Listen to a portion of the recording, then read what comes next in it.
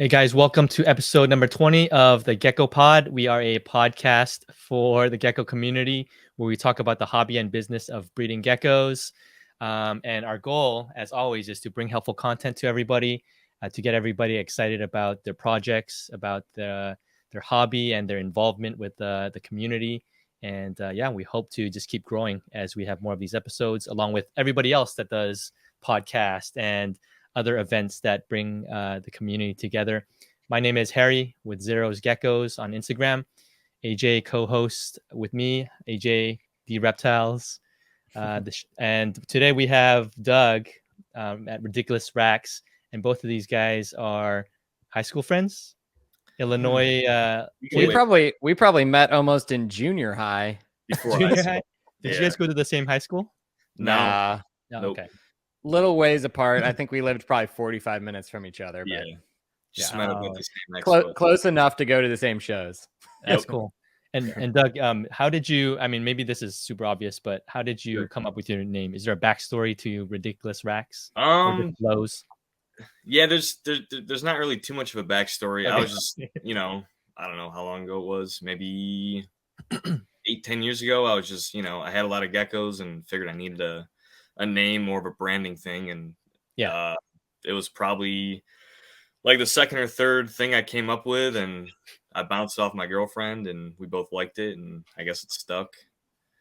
Ridiculous. It rolls. The double R's. It's kind of like we're gonna have Michael next from Chihuahua Chamber or Kahua Chamber.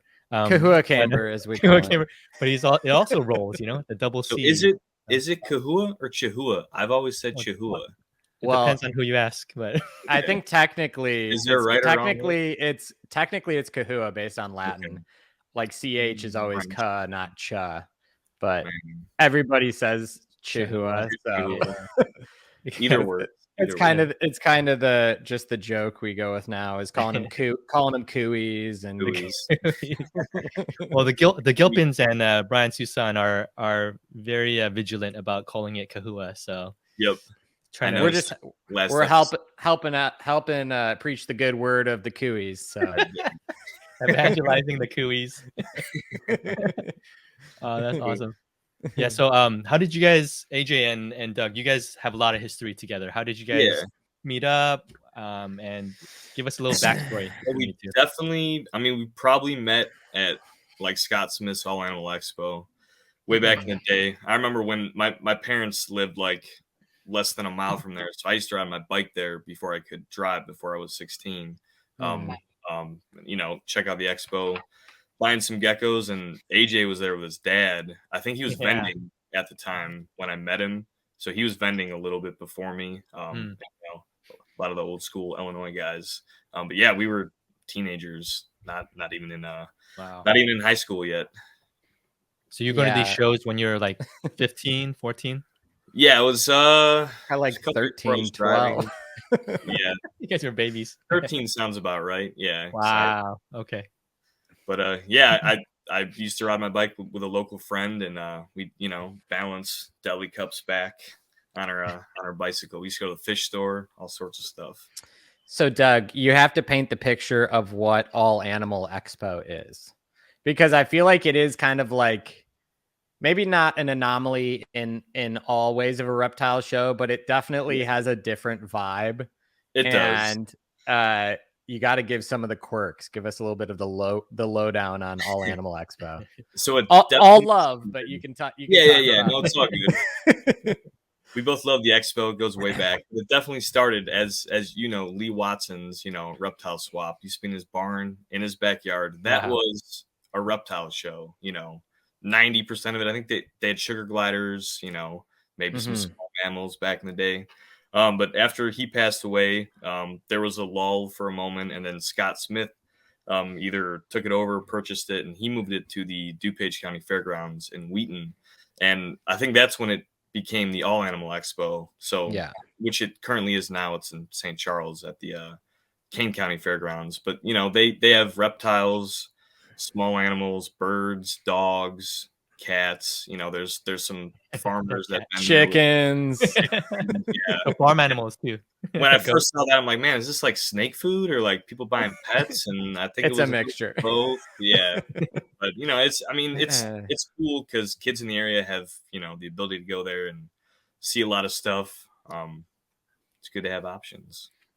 Yeah, it was always a really eclectic show. There's a lot of interesting characters, and there was always a story that would come out of it for me. Oh yeah, somebody brought some, you know, crazy animal that they shouldn't have, or you know, there was always something that happened. Dealings, yeah. So there was always like, you know, we'd come back from the show and my mom would be like, "Oh yeah, anything crazy happened? Oh yeah, let me tell you about this." There was always something. So it was fun. It was in someone's barn. Yeah. It was outside in someone's barn. That was that was how it first started. I think I only went there twice, and that was when I was like 10, 10, 11. I went with one of my neighbors. Her son got a snake, and it was cool. It was a barn in his backyard, you know, gravel floor. People would set up there and, you know, sell their animals. I think it was still twice a month. But yeah, it was one of the first expos. I think maybe even in the country. I think the only one before, I think the Hampers, Don Hamper put one on in Ohio that I think was one of the first ones. It was like in a VFW. I think the second one was Lee Watson's. Yeah, I was listening. It might have been MJ's podcast, or I don't know who it was, where he had Brian Barczyk on, and he was saying same place I did. Yeah, he was saying that like the first, I think he said like the first albino or ball pythons or something moved through that show. Wow. Yeah, it was like very pivotal in like the early stages of the reptile hobby was that show. Yep. And like back then it was more like an actual swap. They would trade animals. They didn't have values like they do today. So it's more like, hey, like a swap meet. Clutch of this. That's you got fun. to clutch of that, trade it up, you know. The market actually sounds really fun. Changed so much. Yeah. Yeah. Back in the good old days. They didn't have geckos back did they have geckos back then when you get at that show? Yeah, very few people. I mean a lot of imports. New Caledonian stuff came in the 90s, maybe late 80s, and you know, very few people had their hands on it. It wasn't until like the late 90s, early 2000s when it really took off. Yeah. So Doug, a quick get to know you for people that don't know who you are. I'm sure everybody knows who you are, but for the newer people, give us a quick overview of who you are, where you started your collection, and were you born and raised in Chicago? Did you always have animals growing up? When did Ridiculous Rhacs start? I know that's a lot, but just a quick beginner, you know, snapshot. So growing up as a kid, I was, you know, always the one in the river chasing frogs, crayfish, snakes, stuff like that. So I've always had a passion for animals and reptiles since I was a young age.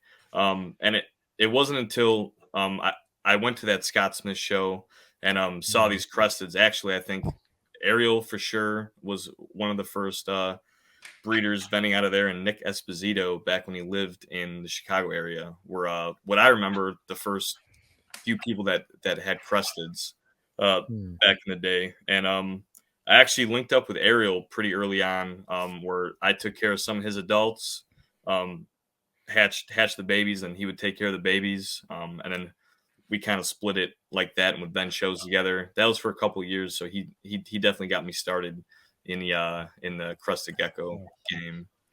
And then I always was kind of, you know, interested in the Leachianus, you know, the largest gecko.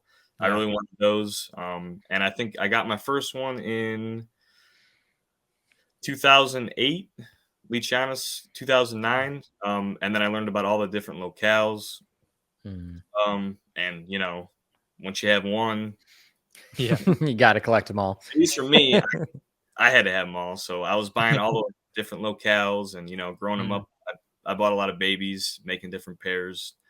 And then so you come straight into Leachies even before cresteds? I had cresteds first. I crested Sarahs and Gargs first for like the first 3, 4, 5 years, and then I got my first Leachie. And then as I was buying Leachianus, I didn't have a lot of money, so I'd be like selling some of my Gargs, selling some cresteds. I did sell all my Saracenorums. I don't have those anymore. Just to fund, the Leachie addiction.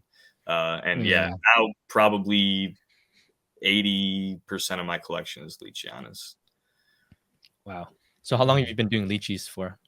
Leachies since I think 2008 or 2009, which is, what is that? Almost 15 years. That's Yeah. Did you breed in 08, 09, or is that when you bought your babies that you grew that was when I got, actually the first one was close to an adult female. Okay, nice. And then I got a male from Robbie Hamper, and then I, just started buying a little bit of everything each show, each Tinley, I should say. What were the locales on the first ones you got originally? The first one I got was a Nuana. It was a okay female. Yeah, Frank Fast. Nice. Still have her, and she's 15. Wow. She's still laying for you?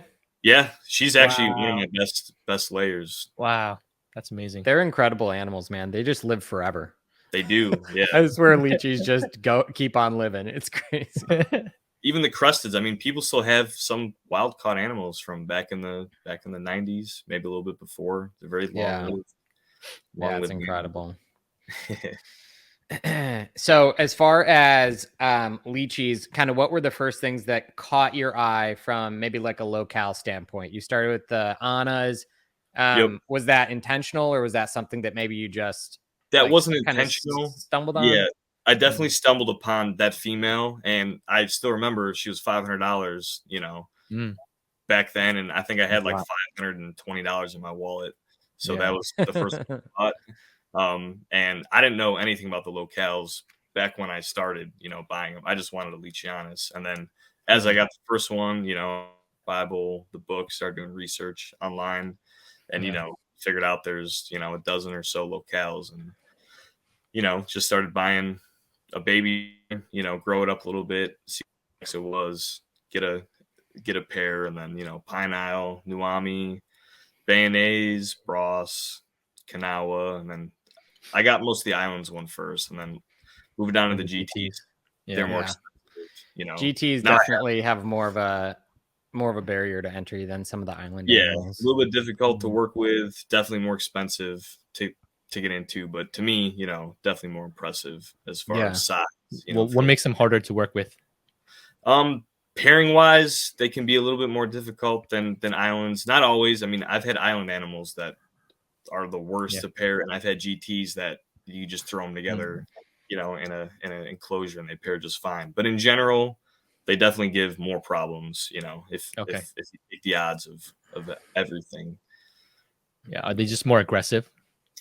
They're more aggressive, and it's always the female, but the female is definitely more territorial of her space. She's more protective, so I try and pair it in the male's cage. That's definitely more successful than pairing the females. You learn that the hard way in the beginning a few times until you talk to people, putting males into the females' cages. And not that it can't work, it's just 95% of the time it doesn't work, and you really gotta watch them because they can kill each other overnight. I haven't had that happen on initial pairing. I have lost adults, but very watchful, during that initial night for sure, and then the first week or two, you can tell they're not going to get along. Yeah, AJ, do you have a bunch of Leachies from Doug? I don't have any from Doug right now. Oh, okay. I need to get some eventually, but so I've had I guess I'm coming on the third season of breeding Leachies. And the first night is always definitely a little interesting. I'm just sitting in the room. I was sitting in the room in the dark with a headlamp on, just sitting and listening and making sure they don't kill each other. So I do the same thing. Not out of sleep, pair them up, wait till the lights go off. I always feed them real good the day before, and then I'll pair them the next morning because they sleep most of the day. So that gives them a little bit of, introductory time. Usually one's still hiding. And then it's when the lights go out that night, that's when you really got to pay attention. So sitting there in the dark, looking at your phone, waiting for some weird noise or a lot of movement around the cage. And you go, all right, chasing's okay. As soon as those jaws get locked, no bueno. spray bottle, spray. Hope they break. The thing that was always interesting to me, or I guess the past couple seasons, because I'm new to breeding Leachies, but it's so interesting the next morning when you look in cages and you see some that like are totally on the other ends of cages, and then some that are instantly snuggled up. Yeah. And you're like, oh, yeah, they're good. Yeah. Like separate is not necessarily bad. Sometimes it takes a while, but if one's like on the ground, all on the the time, ground, not eating, dehydration will get them before not eating. But they definitely cannot have marks on them and be bullied, which is you definitely have to watch for. That's what a lot of people don't realize. Yeah. He looks fine, he's not bleeding, there's no bite marks, but he's getting bullied and he's not eating, not getting water. That's stress to the point where they can't eat and drink. And they can crash fast. Yeah, that's crazy. Doug, we've interviewed a lot of people, mainly cresteds. So you're our first, I think our first Leachie breeder. Hi, AJ. Brian breeds Leachies. So do the Gilpins do too. Gilpins have a few. Yeah. Okay. But Doug is like, I guess Doug is well known for his mainly Leachies. More focused on them. Yeah. Doug, what makes it more exciting? What makes Leachies more exciting than cresteds, and why should people be interested in Leachies? I mean, I just king of the forest, man. They're the biggest geckos out there. Yeah. People joke they eat cresteds for breakfast. I don't personally do that. They could. Super impressive. When you take them out, you can hold them on your arm. They got some weight to them. Their skin's really cool. Claws are really sharp. They'll tear you up. Yeah. Colors, patterns. Not as much as Chihuahuas, but the color and pattern, is being developed more each year.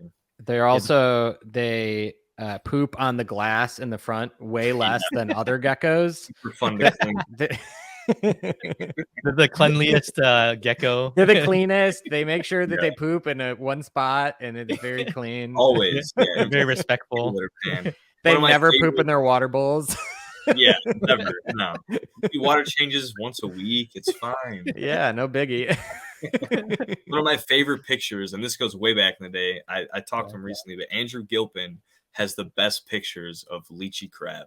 Like I think every time he takes one out, he'll like it'll. Oh, the one that's on the floor where it's that long. Yeah. That's one of my favorite pictures. He always I don't know, when he's going through his photos, he'll send them to me and be like, "I think I found the one." I'm like, "Dude, these are really good." It's like a war zone. Yeah, it's so funny. Yeah, the first time I held the Leachie was at Tinley, this past Tinley. Yep. Did it crap on you? It didn't, but it was impressive. I didn't really, you see pictures that they're big. I think it was like an island one, so it wasn't even a big GT. But I was like, this thing is huge. It's like it felt so substantial and weighty. And that's when I started like looking and thinking, and you'll start turning. Yeah, man. So and then the thing you haven't seen yet, Harry, which I want you to see, is I want you to see like a big, like when I go over to Brian's house, when he pulls like a 400 gram plus GT out of the cage, and it's like squawking at him, like, and it's got its mouth half open. It's like, oh my gosh, this is crazy. Wow. It's like a dog. It's as big as a Chihuahua. I mean, it's just, it's a different beast than like pulling out a little Nuana, right? Like when he pulls out like a 450 gram Kogus or something, it's like, holy crap, that's a different animal. That's impressive. Yeah, I think eventually I'd like to veer into that as I have space. But my first Leachie is from you, Doug. It's a Nuana. You got a couple months ago. It's doing good. It's right up. Yeah, he's doing well. He's great. Gaining weight, and then I'm waiting for one from AJ, and so those will be hopefully my pair that I start first with. Pair? So my first, it'll be my first pair. First pair will be from us two. Yes, that's fun. It's a special episode. Yeah, so I'm excited. That'll be the best part is bringing them up, buying them as babies. I know it takes a while, 3, 4 years, but it's really cool to watch them grow, change. Really cool. Yeah, I remember I bought a bunch of Leachies like probably close to 5 years ago, and then you just keep feeding them, and you're just kind of like, they'll grow, they'll reach it eventually. Like, I'm not like looking at my watch like, oh, is it time yet? It's like you just keep going until all of a sudden they have a really big growth spurt, feeding them nothing, feeding them nothing, feeding them nothing, and then like 2 months later, just be like, wow, this thing doubled in size. Yeah, really weird to grow. and they go through that like horribly awkward teenage phase where they're just like skin and bones, and then they just get massive. Yeah, That's funny. Wow. Yeah, I think if we allowed if every crested breeder, or even the new ones, held like a Leachie, I think they'd want them. Yeah, that's I think some people are just scared of them a little bit, you know, because they can be, you know, not aggressive, cage defensive. Sometimes they're protective of their enclosure. That's where people like get nervous, like, how do I get this thing out? What do I do? But yeah, they're super impressive size wise. And so what's your technique, Doug? What's the pro tip on a cage aggressive Leachie? Yeah. Or just in general, when you approach like an adult Leachie in a cage, what's your approach? The best method is to just be quick. If you take them by surprise, you know, I always scoop behind them, and then as soon as you get them out, they're usually okay.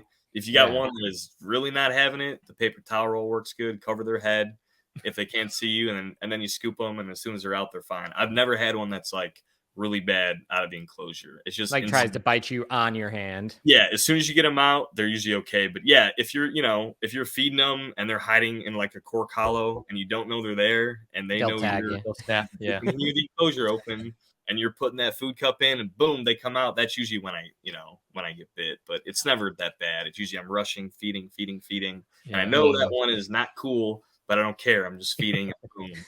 But you know. You learn, and if it happens too much, then when you get to that one, you slow down, see where it is, take the flashlight. All right, be fast or move it. That's what I learned from Brian when I was over at his house when I wasn't experienced with like grabbing Leachies. And the biggest thing is just you can't like hover and hesitate. Like you just got to grab them. When you commit, you got to go. There's no like he's looking at me. No. You're gonna get bit. Yeah. Quick, scoop it or paper towel roll, cover its head so it can't see you. Works great.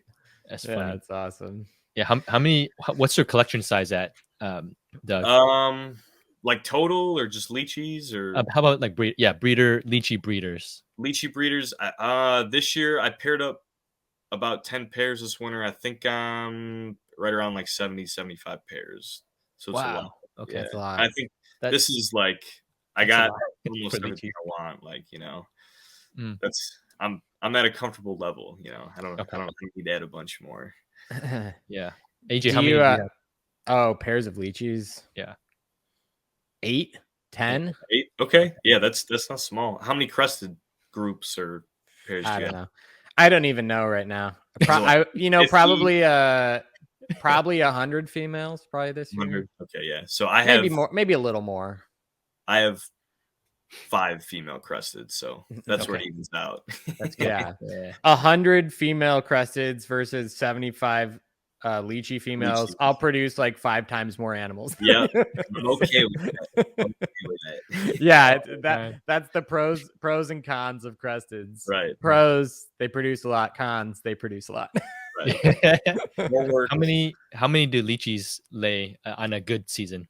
So in general, I mean, a good average year for Leachies, I'm gonna say is like 3 clutches. So 6 eggs. That's a good average year. Sometimes they blow out of the water, you'll get 5, 6 clutches. So, you know, 10, 12 eggs. Sometimes you get no eggs. Sometimes you get infertile. Sometimes they fight. You know, it's always, you know, that game of what's gonna happen this year. Yeah. Which is, you know, fun may not be the right word, but part of the experience of breeding Leachies, you know, what's going to happen this year. Yeah. So would you say for new people trying to get into Leachies, what would be the best advice? Is it to find the cheapest pair and grow them out, or should you go biggest or high color or a combo? What's the best way, or does it matter? I mean, it depends on what you're interested in. Some people really like the idea of the pure locales and they really want to hit that first. Some people love the high colors. There's, you know, a handful of really, you know, high quality, high color breeders that produce some really nice stuff. But it's also, I mean, I guess the most important factor is the price point. What are you looking to spend? You can get into a sexable pair of juveniles for, you know, not a terrible price. If you want to get right into breeding, you know, you're spending thousands for sure, you know, if someone's willing to sell a breeding pair. which happens, but it's not too often. So first thing of course is budget. And if you're not familiar with the species, you keep cresteds, gargoyles. I would start with a younger pair, grow them up, get to know their personality, care for them. They're a little bit different. And then you can go through the experience of pairing. Even if you buy, a proven pair, they may break up the following year, or not get along. So it's a little bit different than, cresteds. I'm curious, Doug, what's your your grow out setups for juvenile leachies? Like when they first hatch, like what's in that tub, and then what are you moving them into? And so for babies, I usually start with 6 quarts. If they don't eat in 6 quarts, leachies can be finicky. With cresteds, they're fine in 6 quarts. I think they're called like the sandwich bins. Frapps makes those small white, sandwich bins. Those do really well for leachies that won't eat in the 6 quarts. And then after the 6 quart, I have the men's shoebox, which is roughly 12 quarts. They're all container store containers. Yep. And then how big about for those? At what weight do you move them? So 6 quarts, maybe 30, 40 grams. Okay, that's a good size. Yeah. Leachies like, that they like to be tight. Secure place. The food's right there. So yeah, 6 quarts, probably 30, 40 grams. And if I move them up into that, men's shoebox, which is roughly 12 quarts, sometimes they won't eat for a while. You can always move them back to that 6 quart, and then maybe waiting till 40 or 50 grams. Then they're big, and they're way too big for that tub. Yeah. And then I go into the 12 quarter men's shoebox until maybe 70 or 80 grams, and then I just added. This year, I used to use like 12 by 12 by 18 exos after those men's shoebox for grouts. But I just added this year the sweater box. The tall sweater box or the normal one? They're still the normal one. Actually, the Gilpins turn me on to this size, which is really cool. It's basically step up. Yeah, it's the men's shoebox, but it's a little bit taller and a lot wider, so you can comfortably fit a bigger gecko in there. Bigger piece of cork bark, bigger feeding dish, and those I've had them for like 3 or 4 months, and they've been working pretty good. Nice. So are you doing to manage waste for leachies? Are you doing paper towel, or are you doing mulch? Or so I used to do paper towel up until like 3 or 4 years ago. And for the adults, I use it's a Zilla Jungle Mix mixed with Repti Chip. So I mix those, which is coconut chunk. Yeah, so it's a larger coconut chunk. I know snake breeders use it a lot. But I mix it not quite 50-50, maybe a little bit heavier on the Zilla Jungle Mix for the adults, because the females dig. I don't have use that on paper. I just have the dirt substrate. The hard part is finding the eggs, so you got to watch when your females are laying and see where they're digging, because they can be pretty good at hiding them. But I usually go down at night before I go to bed so I can see who's digging. I mark the cage with a piece of tape so I know that cage needs to be looked at for eggs. But yeah, much better than paper towel. I have isopods and springtails in there. Helps with the maintenance a lot. You just clean the glass, which is pretty much constant, because you clean it and then they crap all over the glass literally the next day. So it's a lot of glass cleaning. I might have missed what you said, Doug, but what are you putting in the shoe boxes for substrate? So the shoe is it boxes, the same thing? I don't use the Zilla Jungle Mix. I just use the cocoa Repti Chip. And then I also, in the last 2 months, have been trying out it's mulch. It's cypress mulch. I think the brand is like No Float or something. Okay. Actually, from Tiki Geckos. Nice. So that one, it's a lot cheaper too. They're longer, like pieces of wood, so there's no chance you can eat it or swallow it. So I've been trying that out, and it's working pretty good. You're liking it? It maintains the humidity pretty well. It stays damp for a good amount of time. Not wet. Just you just want to keep the humidity up. Yeah. No, it's been good. The bags are a lot bigger, and they're like $3. Repti Chip is like half the size, and I think. Where are you buying that then? If it's $3 locally? Yeah, Home Depot, Lowe's. Really? Just like cypress mulch. Yep. Yeah, the brand is No Float, and it's like cypress mulch. Yeah, that's cool. Yeah, David from Tiki Geckos, definitely. Yeah, I've seen that in his tubs, but I never yeah. knew where he bought it from. Yeah, it's not like Yeah. reptile grade, but it's just cypress mulch, and works good. That's awesome. So I want to kind of transition here a little bit, Doug, to kind of talk about some of your Leachie projects and have you kind of walk us through. Sure. I know you gave us some images to be able to kind of talk about some of the stuff you're passionate about right now, interested in. So maybe tee us up a little bit with some of this stuff, and give us an overview, because I would consider myself not super knowledgeable about maybe some of the new lines of like GT, like high colored GTs, and I know Harry's newer, so maybe treat us like we don't know a lot, and for kind of the audience so that we can understand a little better. Yeah, so this picture that you just put up here is my lava line. So this is a mixture of Mount Kogus and GTA. So as you're talking about, the high color GTs, this project was made for a dark base, and then red barring was the idea around this one. Is lava is that a line that you coined? Yep. So I did coin that name. I actually have to give a shout out to Rob Hanison for recommending that, I think like a year ago, and it just kind of stuck. I liked it and it stuck. But there's definitely, this is a popular look. Steve Simelli has the Darth Maul. Cody with Raspberry Geckos has the Mel Rhas, which is not the same but similar, dark base, red bars, and melanistic look too. This actually I just proved out last year that these carry melanistic. The original babies, the original babies I hatched are not, but I proved out breeding those produced mels. This is actually this is an older picture, but this is one of the moms that hatched out a melanistic. That's beautiful. Baby. Wow. What do you with het mels, is there any sort of like markers or indicators on them? So there's markers, but it's not like a foolproof way to tell. Usually, like on this picture, you can see like the dark streaking there. Like the black streaking. Yeah, like the black streaking netting. Some people call it the webbing. Yeah, webbing or netting. That's a good indicator. There are other geckos that have that are not het, or cannot be het. Obviously, they have to be proven out. Also, if you go back like 2 pictures, I guess this isn't a great example, but on like melanistics, a lot of the time they have like the nape of the neck. There's a really dark to light contrast. Yeah, on visual mels. Yeah, hets sometimes have that look. Again, not like a proven method, just kind of what I've seen. But those are some indicators of what could be het melanistic. A lot of the times, just buy from a proven source.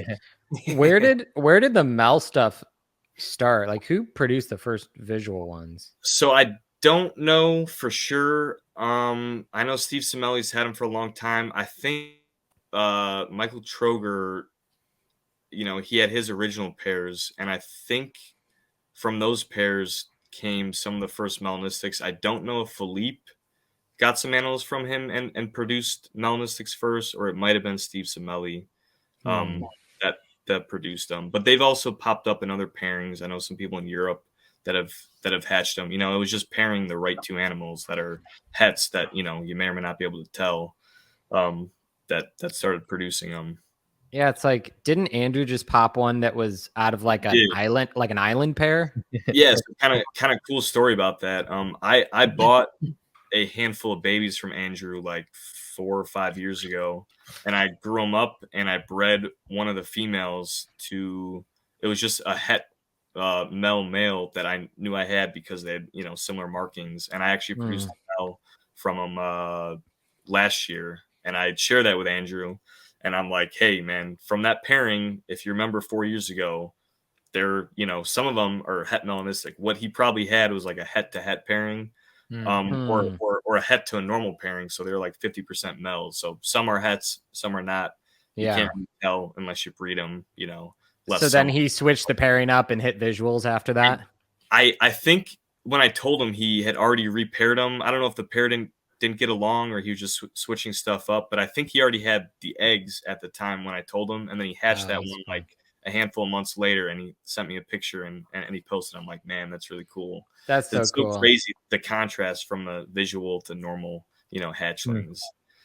So yeah, cool. I was over at Brian's house when he produced a male out of 2 animals he didn't know were hats. Oh, really? Wow. Yeah, he was out. I think he was out like for a run, and I was like, "Hey, man, there's a gecko in the incubator," and he's like, "Oh, okay, I'll check it when I get back." And And then he it was like pipped out of the egg. It was like half out of the egg, and he kind of like put in his hand, and thing squirmed out, and he's like, "Whoa!" Like he was just like speechless, and I didn't really know what was going on until it clicked, and I was like, "Oh crap, that's a Mel," and I didn't know.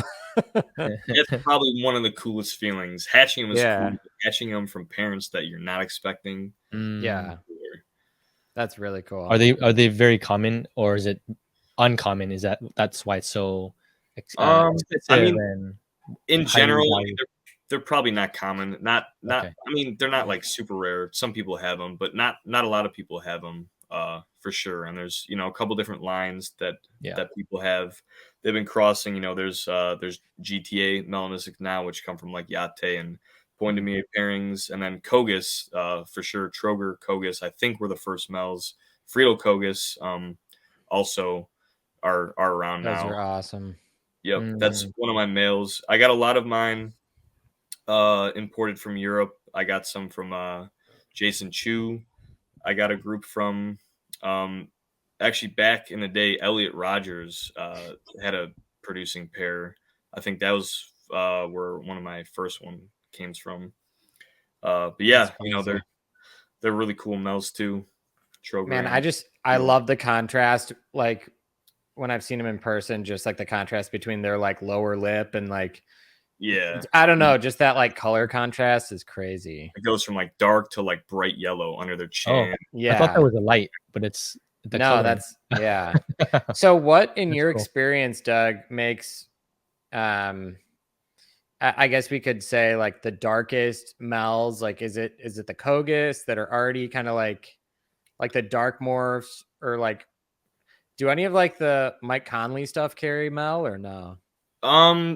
So not that I've known. I mean, you can make them carry mel, if you breed like a Kogus into them and make them het, but by themselves, I don't know of any dark morphs. There's the Mike Conley dark morphs, Leachie's dark morph. I think they're just, they're dark based animals. So they don't hatch black, but they develop, they get darker as they grow. And are there when it comes to the melanistic, are there nicer ones versus lower grade ones that very similar towards, I mean, just like any other, for example, I guess Axanthics are good. There's definitely darker ones and lighter ones, but they all hatch out pretty dark, so it's kind of hard to tell, until as they grow up and mature a bit. Kogus definitely are some of the darker ones. I mean, I have island melanistic pairs too, and some of those are like super dark. Also Yate. So yeah, those are very dark. Yeah. So that's a Yate. Yeah, that's a Yate. That I actually just paired that one this past winter actually. Super long tail too. Yeah, they're really cool, and those are the same thing. I have pictures on my Instagram probably from last year where a clutchmate Yate, and you can tell one's black and one's normal looking Yate. Yeah. So yeah, they're another line. I know a couple people have them. I think Shane with Leachie Garden, I don't know if he still has them, but he had some melanistic Yate. True with Rack City has a male. I think his is PCP line Yate, which is melanistic. So yeah, they're another cool locale that has them too. So melanistic times high color. I want to see this. So yeah, this is okay. So this is the animal on the left a mel, or are these both hets? Yep. So the animal on the left is a melanistic, and it's not fully fired. That's the male. This is just like a quick picture I took like 2 years ago, and then the female on the right is a high color I actually produced. This pairing was just kind of like from a whim, I had that male, and I didn't have a visual melanistic female ready. They were too young, so I had this high color female. I'm like, why not give it a shot? And then I produced these 100% hets last year. These pictures are from like those. I see the webbing you're talking a little bit 5 about months on ago. these. So yeah, these, I mean, I knew right away just because the pairing, they're all going to be hets. But I mean, you can tell just by looking at them, they're a little bit different than what you normally see on a color leech honest. The dark, the base color is a little darker. That webbing or netting is there. And this is actually male and female that I'm looking forward to breeding in the next 2 to 3 years. Yeah, those are beautiful, man. So I have a question. I'm just curious. Yeah. So back to like the lava line, or just like the high color GT stuff. Is there any science or anything to like what makes, because say you breed like a Kogus that doesn't have bars to a Yate, which is just a giant green animal. How does that make a black animal with red bars? Like, is it just a total fluke that people figured out? I think maybe in the beginning it was more of a fluke that, developed over selective breeding. I think some of the original animals, even the adults from the pair that I bought some of mine from, came from Philippe, and Philippe was like a mad scientist when it came to breeding Leachies. He wasn't, so much breeding for pure locale always. He liked mixing for like certain colors and patterns. So I think some of the red bar stuff came from Philippe back in the day. And then I think some of it came from like Europe. Some of the Friedel Kogus have some red barring. People may be speculative on the purity of that locale. But a lot of those, actually my female to my lava pair is a Friedel Kogus, which has red bars. So I think it was just kind of a combination of that, as well as, even breeding crested. Sometimes you get babies that hatch out that are like, what is this? I wasn't expecting this from the pairings. And then with selective breeding over the years, you can refine to produce what you're looking for. Yeah. So were some of those animals that people use to make the high color animals from Philippe? And that's what you're saying? Like, are you saying that maybe some of those aren't pure GTs, or? No, I think they're pure GTs. I just don't know, they're definitely not pure locale. It's a mixture of GTA and Kogus. I know Cody with raspberry geckos, one of his parents came from Philippe.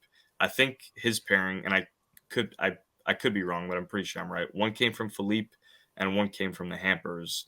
I don't know which one was male. I think the female came from Philippe and the male came from Hampers for his melanistic raspberry line. And I think Steve's Darth Maul line, I think one of the original parents were from Philippe as well. So yeah, I mean, I think that's a little bit of the background of where some started.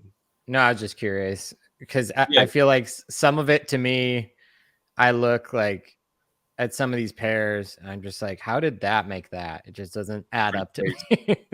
So this male right here, this is actually from Cody. This is his melanistic raspberry. It's so bright, the raspberry. But it has, kind of a similar look, a little bit different. With Leachianas, males tend to have like the broken barring there, more like spotting. Females tend to have more thick, solid bars. So that's sometimes easy to tell on them.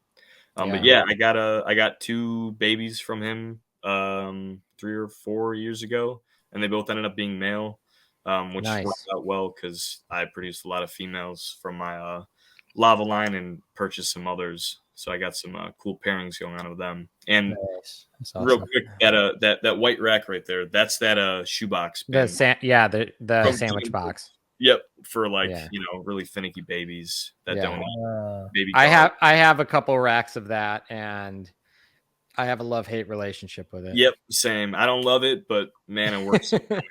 Is it from the Container Store? I don't know where those are from. I'm sure the bin. Because you can just buy the bin online. Yeah, sure. But these are from Paul at P Perps. Okay, I got you. That's who all my racks are from, Harry. I have the men's. Mm. I have all 3 sizes you've talked about, Doug, too. Sweater box, men's, and shoebox. And shoebox. And then I have that size from PM too, but I don't have a lot of it. Yeah. The sandwich. What is this? That one rack. We have your high pink nuances. Oh, yeah, so this is a project I've been working on for definitely a handful of years. This is probably like the 4th generation. Actually, the mom that started this was the first Leachianis I bought. Oh wow. That female Nuana.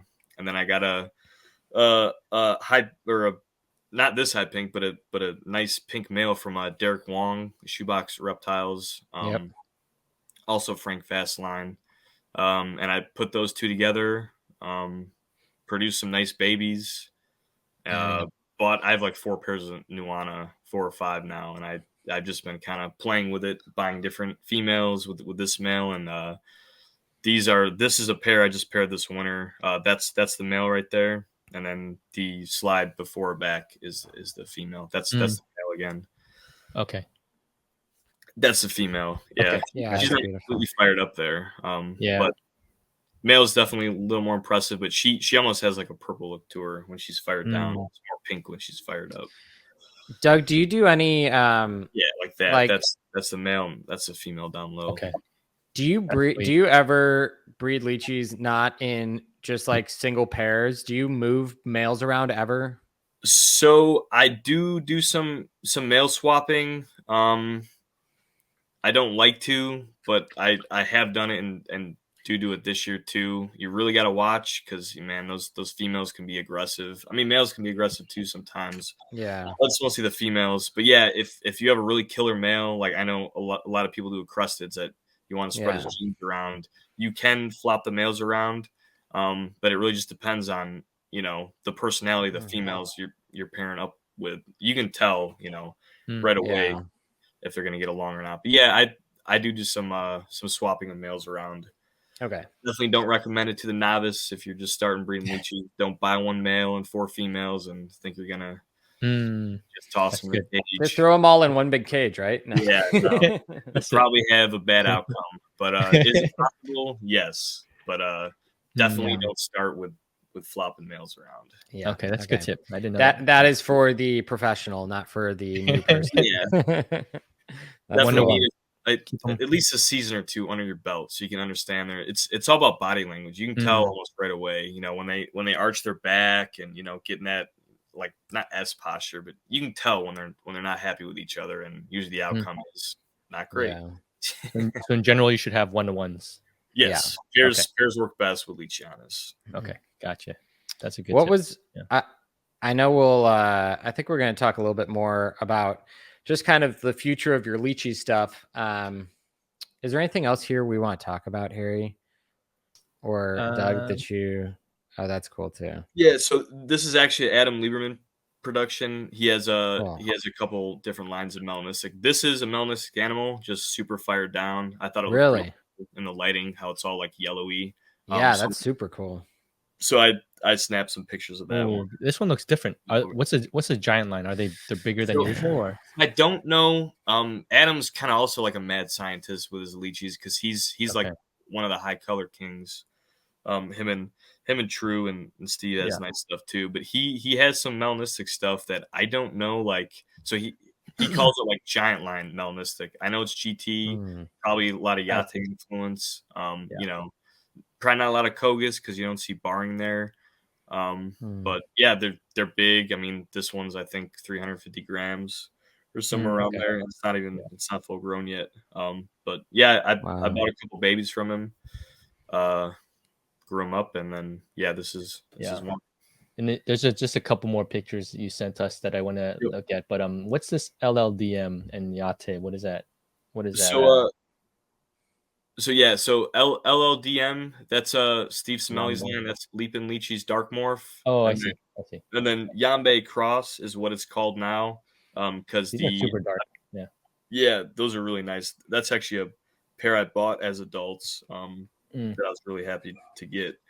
But the Yambe was the female, and I think the male is like an unknown, just dark morph male that he paired with. So they're called Yambe crosses. Gotcha. And then definitely a really cool line of dark morphs. You can see like the white dots that. Yeah, those are really cool. Like the contrast in person is crazy. They're like crisp white, and then when they're fired up, like here, they're like completely black. Really cool line of dark morph. I got these, and then the Mike Conley dark morphs. Cool. And what are you producing offspring out of those already? Yep. Yeah, I've had babies from the past couple years, and then I have more that hatched out recently. So these, unlike melanistic, they're not like crazy impressive when they hatch. You got to wait till like 6 months, a year when they start to look like this. So it's a slow process on dark morphs. Yeah. And then lastly, you have these melanistic Darth Mauls. I think everybody knows these. Those are beautiful. Yep. So Darth Mauls. Or who coined it? Steve's line, and then this is the male I bought. Male and female, and they're really nice line of melanistic that he's been producing them for years, and people really love it. So I had to buy a pair. Those are beautiful, man. Yeah, super cool. It's gorgeous. Yeah, very cool. That's so sick. Really nice stuff. So, are you kind of focusing in on more GT stuff these days, or do you still have a pretty good kind of spread as far as locales and smaller animals versus larger animals? It's probably close to 50-50. I have pretty much all the locales. You can't really get Duana because they don't really produce. But I have pretty much all the rest of the island and GT locales. So it's probably close to 50-50. I've been the last 5 or so years, I've been buying more GT stuff. A lot of the melanistic stuff is GT. But it's probably close to 50-50. I started on the island stuff. What's the deal with Duana? There's just like 1 or 2 pairs and just they don't produce anymore? Yes, or? I think they were originally collected with, like Frank, Allen, and Philippe. And I know Steve has a pair, maybe 2 or 3. I don't know if anybody else has them, but they haven't produced well for them, I think, in, many, many years. The theory behind that is the island they come from has, it's kind of sparse with trees, and they may eat more of like a crab diet, getting crabs from the beach, so it may be like a dietary thing, but they do well in captivity on the food that we feed them. We just haven't produced. Maybe they're really old animals that they originally collected. That's as far as I know the story on them. Not too many people. I think Steve is one of the only people that has them, and if people have, there's some crosses out there. I remember crosses back in the day, like Duana crosses, and I do too. I don't know if that was true or if that was just labeling. Because back in the day, like Nuana was probably the most commonly referred locale, and you had to. You just got to know who you're buying from and where they come from. And back then, Island E's were really common, and now you never see more. Nuana and like Pine Owl, those 3 were like. Yeah, I don't know if a lot of them came in or they produced really well, or like people just gravitated towards those names. But 10 years ago, Isle, Moro, Nuana, and like Pine Isle, that was what was on. Yeah, it's crazy. Do you still see much Moro? I don't see them around nearly as much as I used to. Man, I haven't. It used to be like the most common, and now back in like I don't know, the Fauna Classified days and King Snake days, AJ brings back good or bad memories depending on how you look at it. But, you scroll through those classifieds at Moro, Isle, Nuana. Nuana, and it was just like, man, where all these people get these? Why are they all the same? Man, these Island E's are really productive, right? And then they look vastly different. Like that can't, none of them look the same. Doug, you have a ton of projects going. Like, sounds like there's so many different things you can work on. But what is your like prize, 1 or 2 prize lines that you're most excited about? Definitely, I like the melanistic stuff a lot, and I've been working on that lava line, not knowing it was melanistic, but it just happened to be, which was a huge plus. So I grew up a lot of females from that line and a couple males, and I have a couple pairs going together this year, mixed with some mall stuff, some Rhas mall stuff. So definitely, as of late, been focusing on the melanistic stuff. I have some island mel stuff too, but I still have all the locales from back in the day, GT and island stuff. So yeah, 75 plus or minus pairs. It's a little bit of everything. Yeah. Yeah. Is it still exciting for you after doing it for so long? Okay. Yeah, I That's love going encouraging. down to the basement each day, Wow. feeding, cleaning, checking them out, collecting Yeah. eggs, hatching eggs. So yeah, if I didn't enjoy it, I would not be taking care of this many animals. You guys know, AJ has got a lot of stuff. You gotta love it to it's scrub all that. You gotta love to scrub all that leachy crap off the glass. Yeah, right? cleaning glass is probably the worst part. Oh no. Just part of the job. It's so weird that there's this percentage of people in the world that love animals this much that like they can do that endlessly and not get sick of it, right? Yeah, you really got to enjoy them. You got to have the passion for it. But it's interesting. Most people, I know it's kind of like everybody's got the same story, but the people that are really into animals as adults were really into animals when they were little kids. Yes. Like you can't just pick it up like as a midlife crisis, You see people do it, they get really into it, buy a bunch of animals, and then they realize how much work it is. You can't go on vacation for a week. Nobody's gonna, house sit with 20, 30, 40, 50 geckos for a week. And if they're gonna do it, they're not gonna do it well. So, it really takes someone special for sure. Yeah. We all are passionate about the animals, which is very evident by how much time we spent on them. We're doing a podcast about it. Yeah, right. So, Doug, as you know, this is primarily a Crested Gecko podcast. So let's hear. I know you have some Crested Geckos. Let's hear about that a little bit.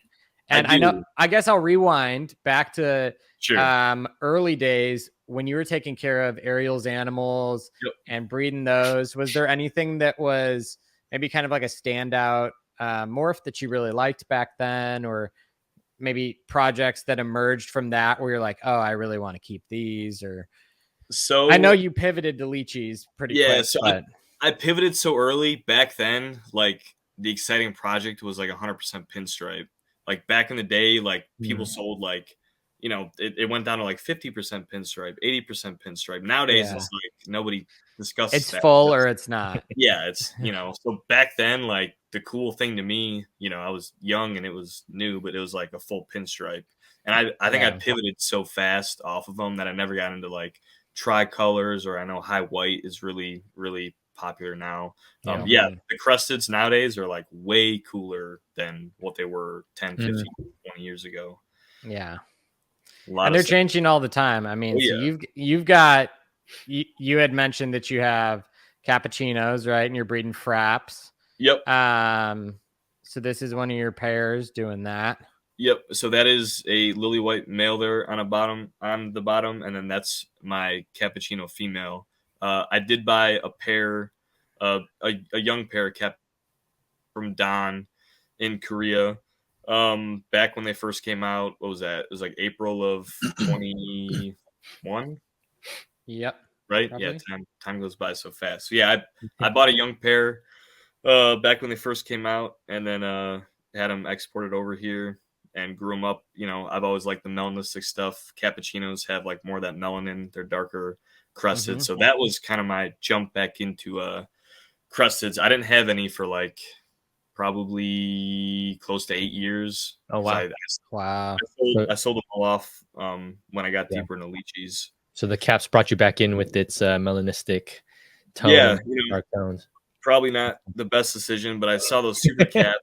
The dark eyes. Man, these things look really cool, and they are really cool. But cool. As we learned about them, it wasn't something that I wanted to produce. So I had my cat pair together for like a month, and then as this news came out, I kind of caught the early end of it. I put them to lily whites. So I produced a good number of Frapps and caps last year. Okay. Sold a couple, and then I'm just kind of growing them out right now. Nice. Yeah, those are beautiful. And then what are your other cresteds you have? What are the other morphs you're working with? So I have cappuccino, I have like a lily white group, and then I have Axanthics that I put together this year. I bought some visuals and some hets, and I have a visual to het that are old enough to breed this year. So yeah, that's a lily white Axanthic That's that cool. I bought. You Lily bought it or white. you produced it? Sorry. I bought that one. You Yeah, bought I haven't that one. produced Okay. any. Does it have a striped on its back too? Yeah, so that's actually a pretty nice, So coverage. is it super stripe? Potentially. Potentially. Potentially, Man, yeah. Oh, here you go. yeah, that's a better picture. I don't mean, know. I would say potentially. Yeah, super stripe. I know like empty back's a thing now, but I don't know how to tell Yeah. empty back from a partial one. This is cool. This one looks nice. That's a beautiful animal. Yeah, that one's Yeah. really nice. So I got a Axanthic female and a lily white Axanthic female because Okay. the first two I bought were males, so I'm just That's kind of growing cool. them up. Nice. Yeah. Man, they're so stark, like the contrast between the Axanthic stuff, especially the Axanthic lily whites and other stuff. They're just so impressive. Really Like, cool. no matter what, they're just always so cool. Oh, is this the same one? Which one? Oh, Yep. this one- Yeah. Yeah, So that yeah, was yeah. Okay. This a one is couple younger. months earlier. That's Yeah, cool. it's a little smaller. It looks Yeah, nice. that's though. crazy, man. Oh. So did some of these new genes, have they reignited any passion for cresteds, or are you now kind of like, I want to go back to doing more leechies? Yeah, I mean, I've always liked the cresteds, but I got the caps and was really excited about it. I spent probably more money than I should have on them. Real new. You're not the only one. Yeah, if I Not would the have best come back investment. and bought them now, man, I really have to think about it. I'm gonna say no because they're cool, but They are cool. Yeah. maybe not purchase at the right time. Yeah. But you made a decision with the information you had. Right. Yeah. You They're couldn't brand new. Man, Oh, these are that's cool. And you made some fraps. You made some cool fraps. Yep. That's a really Yeah. cool frap. That's one that hatched out like I guess 30 weeks ago. Instagram will tell you. Yeah, that's cool. Yep. Wow, yeah, that thing's crazy. It's got like really stark lower white lats. That's Yeah, cool. that super white tail, it's a big indicator. That's actually not too crazy of like coverage on a frappuccino. On a frap when they Yeah. hatch. Oh, this is cool. Yeah, that's one kind of coming out of the egg. That's so cool, man. Is the development on them pretty interesting? Like, do they go through quite a color shift as they grow, or? Yeah, so I mean, I haven't produced a bunch of normal lilies, but I'm assuming it's kind of the same thing. Lilies kind of, develop really, really fast. They look, not much when they're younger and then change a lot as they grow. Yeah. But yeah, I mean, frapps for sure have that darker head, the darker base color, and then the contrast is just so cool on the lily white, cappuccino or the frappuccino. I think everyone likes that contrast. Yeah, that's the contrast is what makes it so eye-catching, even for the Axanthic lily whites, as that sharp black and white, right? Super contrast. Yeah. That's cool. crazy, man. What this is just, I just saw an animal eating a pinky. What are you feeding your animals at your house? I'm curious. I see Pangea. Yep. So as far as like the diets go, I do Pangea and Rapashi. Okay. And I buy all the flavors pretty much, and I rotate, between the brands and flavors each time, just so they don't get stuck to one diet, and then you go and sell it, and then that keeper uses a different diet, and it takes a while to transition. So I mix it up each time I feed. I do pinkies with adult leachies, but it's not often. Maybe every couple of months. Probably not the best for them. They're high in fat. Does it help them? Does it boost up their growth rates? Yeah, it'll definitely make them grow faster. But with that high fat content, you don't want to pound them with pinkies because you can get fatty livers or obese geckos. Balance is key for sure. But yeah, I do pinkies. Young Leachianus really don't like like crickets or dubia that much. Very very few will eat them, but the majority of them just the powder diet works well. Yeah. Do you see like a certain flavor that is more of a hit with leachies or no? Yeah, I mean, I assume everyone can say this, but watermelon, the watermelon Pangea, that's like crack to them. Like I think they all eat it well. I think it's just like pure sugar. Yeah, I've been definitely using apricot. probably but not the best gotta one change. for them. But if you ever have like, one that's not Picky eating, eaters. go to watermelon, and you can also Watermelon, huh? mix the watermelon with some of the other flavors to get that transition. I think AJ was telling me to use fig, right? AJ, fig works Fig well. and insects is pretty and crack-like too. Yeah, Mm, fig. I'll try that. And then my next bag will be fig. Well, what's your current one, Harry? What do you have right Apricot. now? Okay. I've been using that since I heard that that one interview with you and Gabby and Christy and Emily. And they were talking about using apricot. Yeah, I think Yeah, they Christy do. They do. uses purely apricot, and then she's like, it works well. So ever since then, I've been using apricot. Yeah, You probably can't go wrong, I'd imagine. yeah. Insect is good. Breeder formula. Yeah, works pretty well. Yeah, that's cool. So I think we're gonna hop in here a little bit and talk about the business, Doug. Yeah. We normally talk about business kind of in the back half here. But Harry, why don't you lead us a little bit in talking about like kind of the market and maybe how that's looked different for Leachies versus Cresteds? And So we all know that the crested market and I guess the reptile market in general swings like widely. I think the crested market was especially spiked last year. It was insane. The last 5 years. Last 5 years. Everybody, COVID and the pandemic. It was huge. Yeah, and it was like the housing boom. All these houses like went insane. Like a house that went double the price, right? And so everything just went crazy. How did it affect the lychee market? And is the lychee market kind of the similar waves with cresteds and other reptiles? Yeah, so I mean, I think in general, reptiles just boomed. During the last 5 years, specifically during the pandemic, people, stimulus checks, working from home, had maybe more time or the ability to build a collection. So yeah, like cresteds and a lot of the rest of the reptile market, Leachies boomed as well too. That used to have to like post on Fauna, your website, Morph Market. During the pandemic, you could post the Instagram story and it was sold in 10, That's 15 crazy, minutes. So yeah, I mean it's definitely slowed down the past 6 months. Wintertime's always slower. As soon as tax season comes around, it usually picks up a little bit more, but it's slowed down a little bit. I mean, I've been selling them pretty steady. It's cold to ship last couple weeks, but throughout December and the beginning of January, I was still shipping them weekly, so it's not dead, just slower. Yeah, it's always slow. And there's like a slow period in the winter, and then I feel like July and August are slow too. Yeah, and fortunately, it seems to coincide with shipping weather, at least. Well, half the country. When you can't ship, too hot to ship. Yeah, for both of you guys, since you guys been in the reptile hobby for so long, have you seen waves like this before? Oh yeah. Okay. Yeah, there's always there's waves as far as like there's. I mean, I think Doug and I probably sold geckos through like the 2008 to 2012 financial crash. Yeah. And even back then, it's like you sold animals, but maybe they didn't sell as fast or the pricing was a little lower. Yeah. Or maybe you had to be a little bit more creative with your marketing. Yep.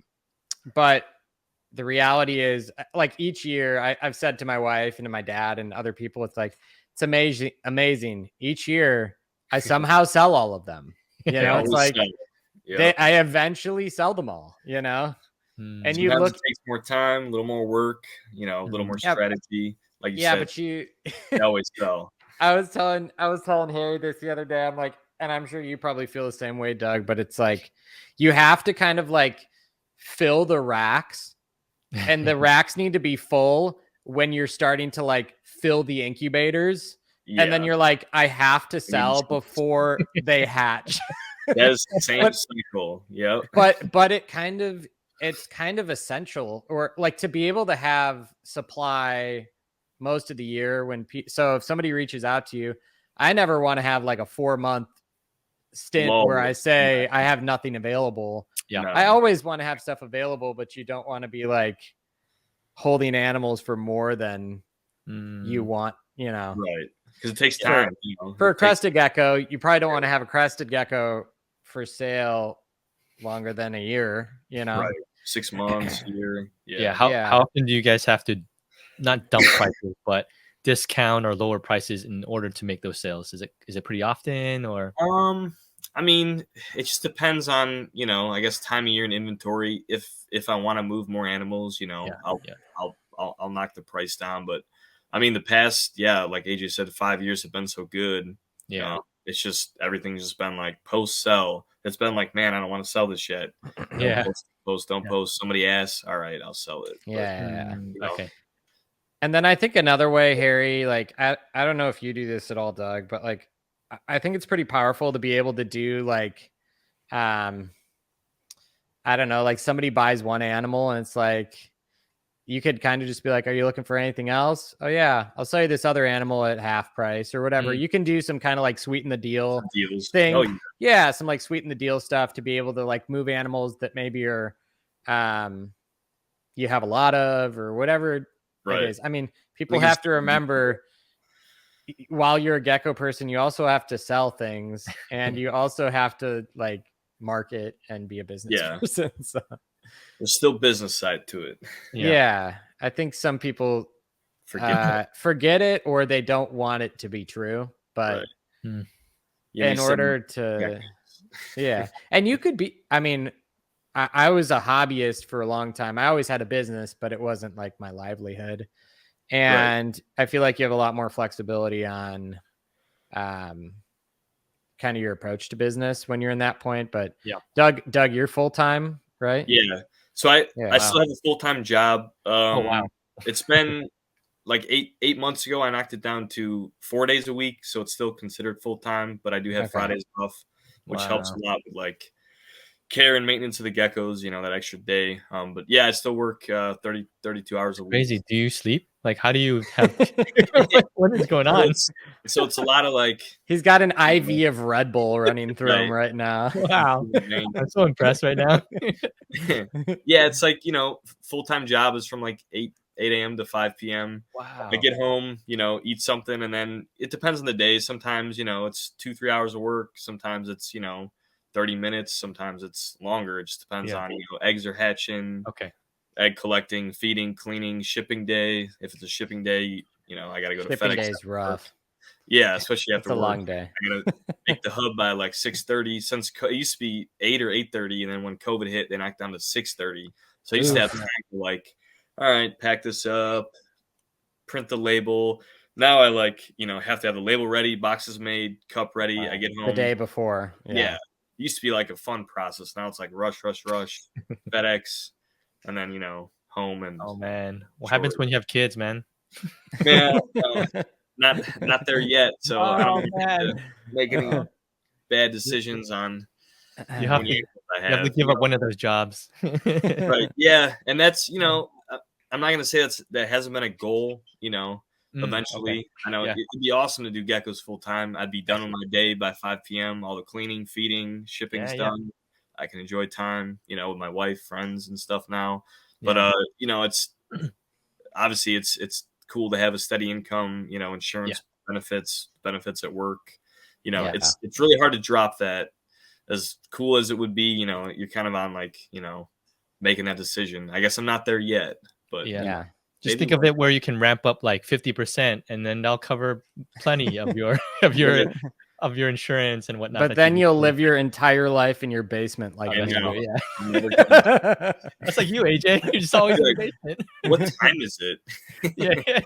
You got to have windows, or else you'll just get lost. It's like when you're in a casino and you're like, "What day is it? What time is it?" Right? Oxygen, free drinks. Oh my goodness. I'll never leave. Oh, that's crazy. Would you guys say that it's a good time now that things are kind of dipping?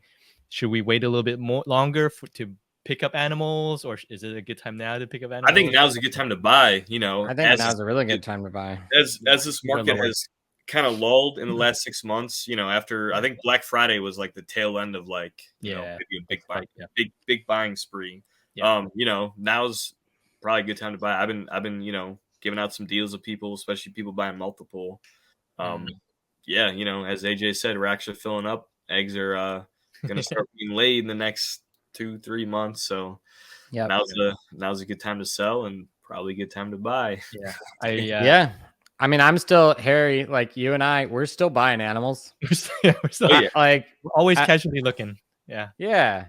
Yeah. I think that if there's some, I think it's a good time to shop for things that you're like looking for, right? You're Really specifically, you're building a project and like, oh yeah, I really want to buy whatever, name your thing you want to buy. I want to buy head Axanthics. Okay. It's probably a good time to buy them, you know, or I'm looking to buy some Frapps, or I'm looking to buy, you know, Hetmel Leachies or whatever it is. It's right. If you right now is probably a good time because it's slower, so you probably can be a little pickier. Slower just because shipping weather is closed a lot of places. All this going on. It's probably a pretty good time to shop. Yep. So that time of year. Yeah. What's interesting? I when I was collecting, I started collecting a year ago, and this was like crazy. The prices were insane. And so I way paid for so many items, and I was like, oh, this is gonna snatch up right away. So I immediately just pay like high value. Right now, it's crazy. Like you could get some really nice stuff for such a good deal. Well, Harry, the way you got to think about it is like stocks, right? Your dollar cost averaging down. Yeah. So it's like you paid really high and you paid really low, and your prices are evening out. So. Also, that animal's a lot older now, that much closer to breeding. Yes, so that's it kind of evens out, you know. Yeah. So the moral of the story is just keep buying, and it'll even out. Keep buying. You buy some that are more, some that are less. It evens out, right? Yeah. No, but no, that's kind of cool. So Leachie market for you see it very similar, in line with kind of the Crested and how things are waving, and it's been moving similar. Obviously, Leachies are, you know, a lot harder to produce. They don't produce as much. You know, you can have some pairing difficulties. So I think, you know, supply is nowhere near obviously Cresteds, but the demand is also, you know, not everybody's into Leachies like they are Cresteds. I think we're slowly moving that way. I think more people are getting interested. You know, they see their size and they're interested in all the locales and colors and stuff like that. So I think the future's, you know, strong for Leachianis. That's great. Yeah, it's just getting more people interested, knowing about them, learning about them. Yeah, I think even the Cresteds and just reptiles in general, I think it's still a strong, exciting hobby and market. It's just we're just in a kind of a lull right now, and things will just pick back up eventually, right? Yeah. So as soon as tax season comes around, you know, it always happens. There's a dead time between like Christmas and February. Yep, there kind of always is, and then there's a dead time in like July, August, because it's summer. Everybody's out with their family, doing stuff, doing outdoor stuff. They're not inside looking at animals. Yep. But then there's like these 3 or 4 little pockets throughout the year where people just go crazy. Spikes back up. Spring and fall. Yep. Spring and fall. Yeah. Which happens to be exactly when they put the Tinley shows in. It's not March and October. Yep. They got it down. Yeah, Doug, did you have a business strategy when you first started, or was it just more like a fun hobby project and eventually you made some side money and eventually it grew and grew and grew? Or did you have an intentional mindset of like, all right, by year 3, I'm going to hit this marker, and how am I going to get there? Like, what was your strategy moving into it? So I definitely have that mindset now, more of a business mindset. Okay. Back in the day, you know, I was a lot younger. It definitely didn't cross my mind. I'm not going to say ever, but not as much as it does now. I was buying what I liked, you know, every dollar I made off selling geckos, I was buying more geckos, which probably not always the smartest thing to do. But that's what I did. I mean, I still buy a good amount of geckos. Yeah. So we all do. I don't spend all my money on geckos now, but it's still a lot. So you know, business mindset as far as like balancing, you know, what I spend my money on, financials and stuff. You know, I should probably maybe be buying more stocks now. The market's a little lower. Real estate's really high, so I'm not really touching that now. You know, maybe in the near future. I don't think it's a bad idea when you're breeding geckos, selling geckos. If you're interested in more geckos, you have the time, the knowledge, and the ability to care for more. It's not a bad investment. You can always sell them. You know, they produce babies out of parents they paid for, and it's free. It's just time to grow it up and sell it. So and it's also fun. You know, we're not doing this just for money. We like the animals. We spend a lot of time taking care of them. you know, if you add up all the hours that you take care of the geckos, you know, it's not always financially positive. You're paying yourself like $12 an hour. Yeah, especially when you've grown your collection and buying a lot of geckos and you're already negative because you haven't produced a lot yet, and all the time you're spending, you know, it's definitely you know, a game of love. Yeah. In the early years for sure. Right. Do you feel like you're going to continue to ramp up, or are you at a good pace where you're just going to maintain? So what does it look like for you? Yeah, I'm pretty happy with my collection size right now. I mean, I have, you know, I'll never say everything I want because there's always something cool that pops up, but I'm pretty happy with what I have, you know, locale wise and different line wise and, you know, species wise. What about Doug? What about those supposed albino leachies? So what's the story on that? Because I've just seen pictures. I don't know the story. Yeah. So I think it is a T positive albino. I haven't seen him in person. I don't know if anybody in the US has bought them.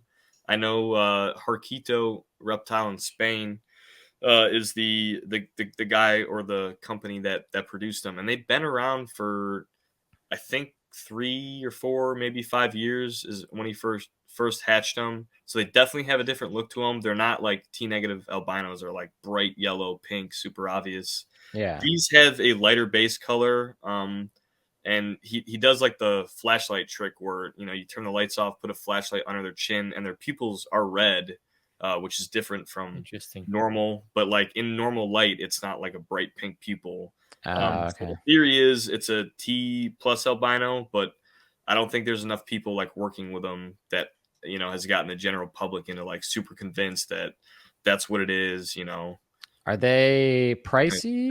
Are they being sold? Yeah, so I don't know how much he's selling them. I know a few people have bought them. I reached out a couple years ago, and I don't know if this is exact price, but I think he wanted like $50K for heads and $100K for visuals, which is high. You know, if it's a true new morph, it's not super crazy. But you know, if it was a T negative albino, I think people would be hopping all over it. Yeah. But it's just, I think people are a little unsure right now. So that's why I think not a lot have sold. You know, maybe it comes down on price and sells more, or more people get to work with them. I think there's a couple Koreans that bought them over the last couple years. They're still younger geckos, so I don't think they're breeding them yet. But yeah, no, I think it's legit. It just needs to be worked out more. Okay. Yeah, I just saw images shared, and I'm like, I don't know if this is real. I don't know what the deal is. So yeah. Besides the albino, there's also what I think is like a hypo. I know Nathan Hall has one, which I believe is a Nuana. Mark Orphis at Northern Gecko has one that is either like a Nuami or a Nuana, and Steve Simelli I think has a pair. I don't know if he's produced anything. Either he's keeping it under wraps, you know, and not sharing yet, or they haven't produced anything visual. But there's definitely hypo Leachianus out there. They're super light. They never really fire up or fire down. They're always, you know, that kind of pastel yellow color. Those are super cool. Yeah, man. I just feel like right now we're in kind of like the sweet spot with all the new Cal stuff where there's so much advancement going on. It's like, I mean, just even like the variety of melanistic leachies, and the, like you're saying, the T positive albino and these potential like hypo animals. And that's just like in the last 5 years. I mean, I guess Mels were around before. Mels were around before, but I would say like as far as albinos and hypos and even the Mel, I feel like the Mels went from like existing to like in the public eye much more in the past few years. Maybe it's just the rise of Instagram being like the primary. I think in the beginning, Mels, like when they first hatched out, people saw them and they knew they were like a little different, but people I think just thought, hey, you know, that one's a little darker. It hatched out darker. It's not like a genetically different thing. It's not until they were worked with and, you know, like really proved out, and then people saw adults and they're like, okay, these are really cool. That's pretty exciting. Yeah. I just think in pretty much all the NuCal stuff, there's things almost in every species that I feel like there's traits that are being explored right now. I even and saw Gargs and with Gargs. I saw David's Instagram, or maybe it was YouTube, like Hyper Gargs. I think David has one. Was it Paul? Paul maybe has one. Yeah, Paul has one. Yeah, so that's that's a super cool new project with gargoyles that we'll see the outcome in the next handful of years. Even like Urodactylotes, we're seeing like high color Uris and like different patterns and bright greens. Yeah, it's crazy. There's so much cool stuff. I feel like I say it all the time. It's just like the best time to be doing this. It's so fun. And if you think about it, it's still like a relatively new species and hobby. It's only been around. I think they first came in the late 80s. In the 90s, people had them, but they really haven't been rolling since like the early 2000s. It's been 20 years of. How long have they been working with leopard geckos? Has it been 70s? Yeah, at least. Yeah. So what? They're around like 50, 60 plus years. Yeah, leopards have a ton of morphs, right? And that took time. I mean, I still remember when like the Raptors came out and carrot tails and all the tangerine, like the carrot tail. That was in our we were kids or younger, but that wasn't that long ago. And even like the 30, 40 years. I mean, there was a different, like, you remember when there was, I'm not a leopard gecko person, but it was like, we had like one albino trait, and then like, there's a different, like, there's 2 lines of albino. Now there's 3 lines of albino. The bell, same thing, rainwater. Yeah. All these different lines and really cool. morphs. It just takes time, I think people hatch out something weird, and it just, you gotta breed it back. And do you guys think you'll cresteds and leachies and the NuCal geckos will eventually get to that level of like a ton of different morphs? And I think there'll definitely be a ton of morphs. I think, and I forgot where I heard this from or read it, but I think with like mild, like animals that come from a mild climate, like all of the New Caledonian geckos are less likely to produce like albinos. I see. So I think it's less likely that there'll be albinos, but not impossible. I mean, we've only been breeding them for 20, 30 years. You would think we'd see something, along the lines with how many people are breeding cresteds. Yeah. But it's definitely not impossible. But look, I mean, in the past, like 10 years, we've gotten Lily White came out. Lily White, we've gotten Axanthic. and it's not that these things didn't probably exist. I mean, Lily White was pretty obvious. I think that was pretty obvious. Axanthic's pretty obvious, but like Empty Back was hiding from us. Phantom, it was there. Right. Cap with Cappuccino was there. It was hiding from us in plain sight. Phantom. So it's like, Phantom, and like, so how many things are still out there where I know there's more? Yeah. Like, I know of at least a couple more where it's like they're in the process of being figured out, right? Especially with this market boom in the last 5 years, there is like everyone's looking. There's like 10-fold to 100-fold more people working with them. That's specifically cresteds. There's there'll be more discoveries as we see over the next few years. A lot more people are on social media. Back 10 years ago, we didn't have all these outlets to share pictures and view what people are using. It was shared privately with friends, and people kept quiet about it. Now, if someone hatches something cool, boom, it goes on Facebook, Instagram, people share it. It's viral in half a day, and you figure out what you have. Yeah, it's crazy. What's exciting. I think that's why I like talking to AJ or people that like you, Doug, or people we interview. They're still so excited about what's to come. And, that really excites me. Super cool. So 5 years, 10 years, you feel like you're just gonna maintain? Do you have plans to grow out Pangea style or? Nah, I mean, I'll never be that big. I mean, I've always had the thought of like, I don't want to have an employee. Like, okay. And it's probably mostly me. Like, I do things a certain way. My wife helps a good bit each day, but I've just never wanted to have it get so big where I have to have like maybe a steady employee that comes in either a couple times a week or every day, where like it's more like business minded, and I don't see that animal all the time. I'm not up to date on their care all the time. I like to be involved, check the animals out, make sure everyone's doing good. If I'm, for lack of a better word, outsourcing it to, a paid employee, it's just why am I growing it so big that I'm not even involved? That's just my perspective of it. I know a lot of people do it differently. Cool. Yeah, I like it. There's a fine line between like, I feel like I'm probably right now I'm at the point where I need to hire somebody, but I'm like, I mainly just want to hire somebody so that I can leave occasionally. Yeah, that is vacation. Like it's like I'll hire somebody 10 hours a week just so that I have somebody that can do it so I can leave for more than 3 days. Yeah. AJ just lives in the basement. Yeah. That is, as you all know, one of the downsides of having a sizable collection. It's really hard to get away for more than a weekend. Yeah. So, yeah. But we'll figure it out. Yeah. So, I know we talked a little bit about this just kind of like pre-show, but what would you kind of say from like a community standpoint and community engagement? Would you say, I'll just speak from personal experience, I think the Crested community is like really coming together the past few years, as far as there's a lot more collaboration and relationships between breeders and hobbyists alike.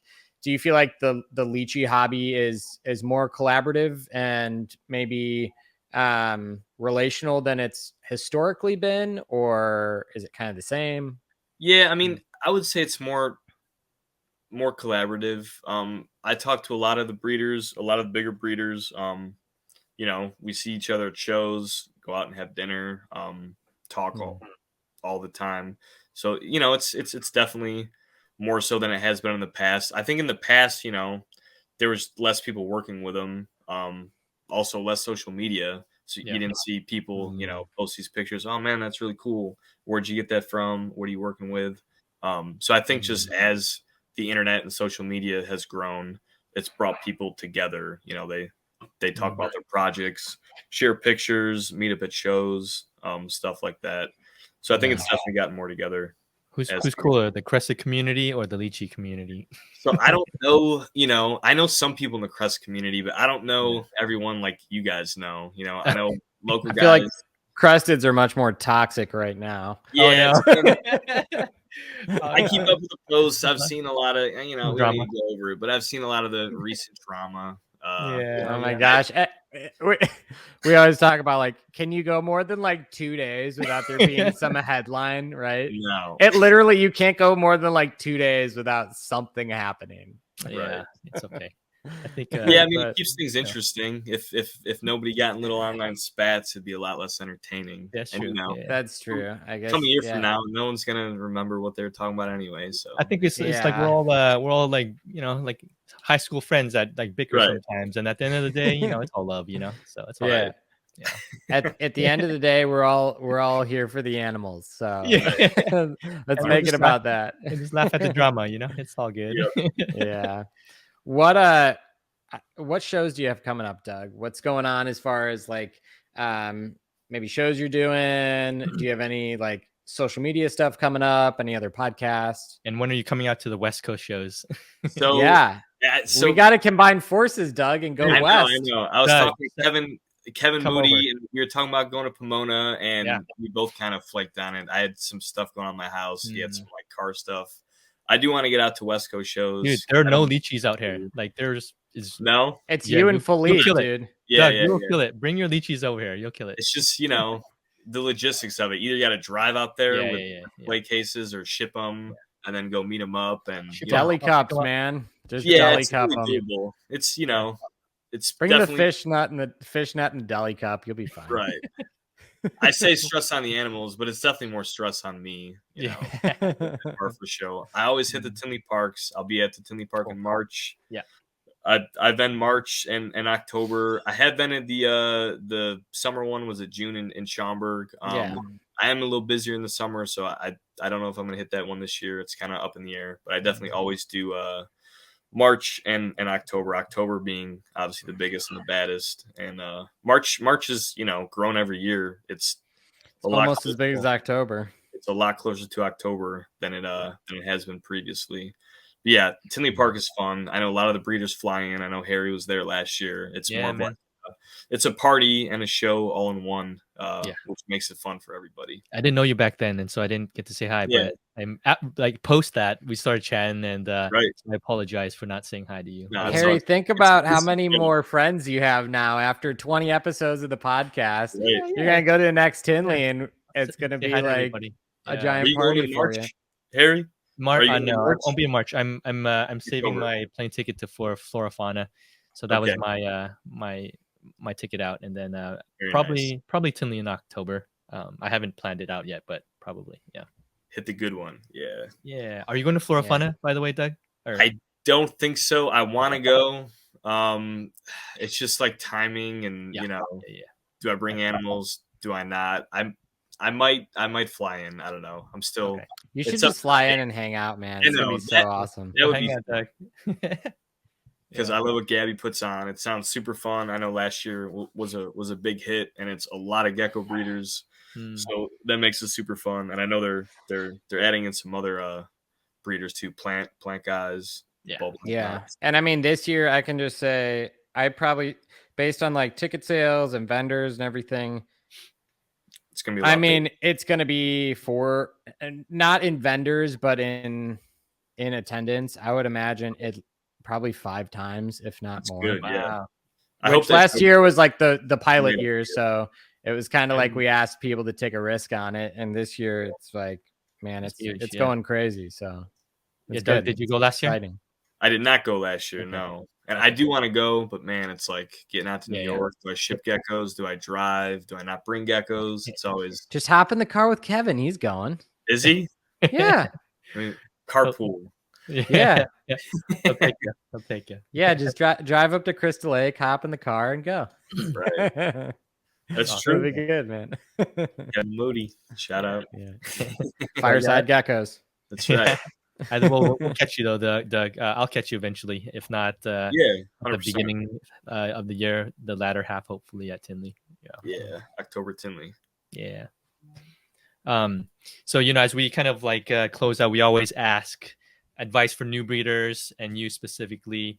You do cresteds, obviously, but you're huge on Leachies. And any advice for new breeders as they kind of poke in towards Leachies and into that realm of these giant geckos? What are some ways we can? What is your advice for them for a brand new person? I mean, so they're not like terribly harder than cresteds. Care wise, they're the same. A lot of it comes down to breeding. If you want to get into Leachies, start with a couple younger ones and raise them up. Feeding wise, enclosure wise, it's all very similar. But get familiar with the species as you grow them up, 2, 3, 4, 5 years, and it'll help out a lot. There's a lot of different locales out there, lines, colors, melanistic. I would just encourage, buy what you like, do your research, talk to breeders, ask the right questions, buy what you're interested in, and then I always recommend buying younger ones. Growing them up, you get to know the gecko, the species. It just makes things a lot easier. Does it apply for Leachies that spend as much as you can on a high-end Leachie, or would you go the route of just whatever looks good to you? Yeah, I mean, it depends on what you're looking to do as well. Are you a hobbyist and you really like the species and you're looking for a pet, or are you looking more towards the business side? Yeah. I mean, if you're looking towards the business side, investment quality animals, always costs more. You're going to pay more for nicer stuff, but, it always pays you back once you grow up and breed them. If you're just looking for pets, all Leachianis are cool. It just depends on what color, pattern, locale, stuff like that you're looking for, and the price obviously varies. Yeah, cool, man. Yeah, thanks, Doug. You have any plugs that you want to plug? Your Instagram, your website. You have any other things coming up for you that you want to share? Yeah, you can check me out on Facebook, Instagram. It's at Ridiculous Rhacs. I have a website, www.ridiculousrhacs.com. I'm on Morph Market. Man, I try really hard to keep those updated, but I definitely usually hit the website first, and then I hit Morph Market. Sometimes they're together, but usually it's the website. But yeah, Send me a message if you're interested in anything, see anything you like. I'm always Sweet. happy to help out with The best way to reach you is DMs on Instagram. Yeah, or Facebook? probably Instagram. Okay. Yeah, Cool. easiest way. I'll link everything in the description once we Cool. put this out. So, yeah. Any other thoughts, AJ, that you want to throw? It was a good episode, man. I'm fun, liking man. geeking out about Leachies too. I love them, man. I really enjoyed my first full season last year, and I'm excited for this year. So it's cool to cool to learn a little bit more about stuff from a master of Leachies, Doug. Super fun for me, a novice with Leachies, but right. Yeah, man, they're incredible animals, and I'm stoked to work with them in the future. So this was a good one for me. Yep. Yeah. Appreciate you guys having me on. Had a good time. Thanks, Doug. Yeah, thanks. I appreciate you, man. Like and subscribe to YouTube channel, and like and subscribe to Doug stuff. Follow Doug, and all the links will be in the description. Follow all three of us on Instagram, and I'll post credit roll it with our names and whatnot. So yeah, I appreciate you, Doug. Yep. Thanks, Doug. Guys. All right, brother. Take care, See man. you soon. Yep. Bye. All right.